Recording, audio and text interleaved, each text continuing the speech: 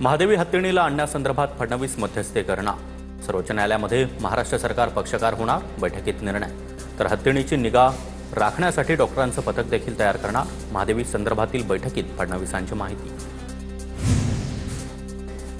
राज्य सरकार पूर्ण ताकदीनं नांदणी मठासोबत. मठानं एक याचिका दाखल करावी आणि सोबतच राज्य सरकार सुद्धा एक याचिका दाखल करेल. महादेवी हत्तीणीबाबतच्या बैठकीत मुख्यमंत्र्यांचं वक्तव्य. कोल्हापुरातील महादेवी हत्तीणी संदर्भातील बैठकीमध्ये मुख्यमंत्र्यांनी जनभावना समजून घेतली. सरकार प्रयत्नशील असल्याची सूत्रांची माहिती. तर महादेवी परत यावी हीच सर्वांची इच्छा. फडणवीसांचं बैठकीत वक्तव्य. हत्तीणी संदर्भातील बैठकीसाठी मला निमंत्रण नव्हतं. बैठकीला न बोलावल्यानं शाहू महाराज नाराज असल्याची माहिती. राज्य सरकार हत्तीणीची जबाबदारी घेणार. महादेवी परत यावी यासाठी सरकार मध्यस्थी करणार. मठाबरोबरच सरकार देखील उभं राहणार. धैर्यशील मानेंची माहिती. महादेवी हत्तीण परत येणारच. हसन मुश्रीफ यांच्याकडून विश्वास व्यक्त. महादेवीला परत आणण्यासाठी सर्वोच्च न्यायालयात जाऊ. मुश्रीफ यांचं वक्तव्य.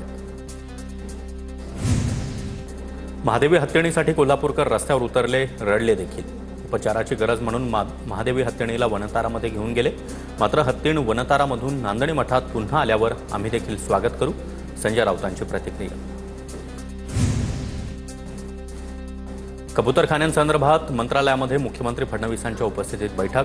कबूतरखाना अचानक बंद करणं योग्य नाही. मुख्यमंत्री फडणवीसांकडून मत व्यक्त.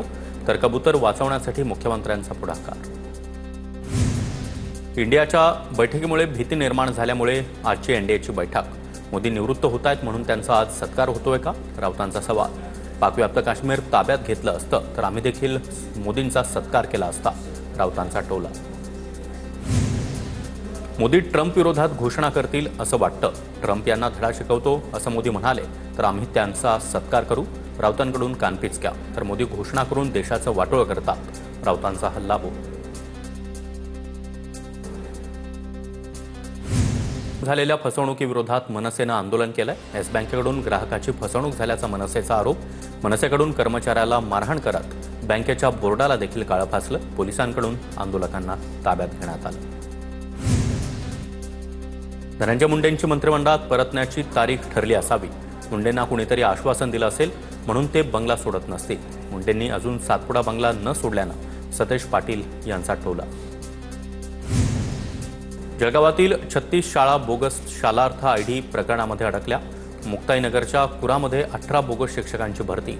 मोजक्यात शाळांची शिक्षण अधिकाऱ्यांकडून चौकशी. याबाबत चौकशी करावी. एकनाथ खडसे यांची मागणी. धाराशिवमध्ये आज मनोज जरांगे यांची मराठा बांधवांसोबत बैठक.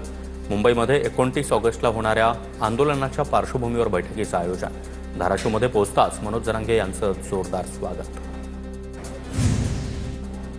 पुण्याच्या खराडीमधील पार्टी प्रकरणी एक महत्त्वाची अपडेट समोर येते. प्रांजल खेवलकर यांच्या वकिलांकडून अद्यापही जामिनासाठी अर्ज नाही.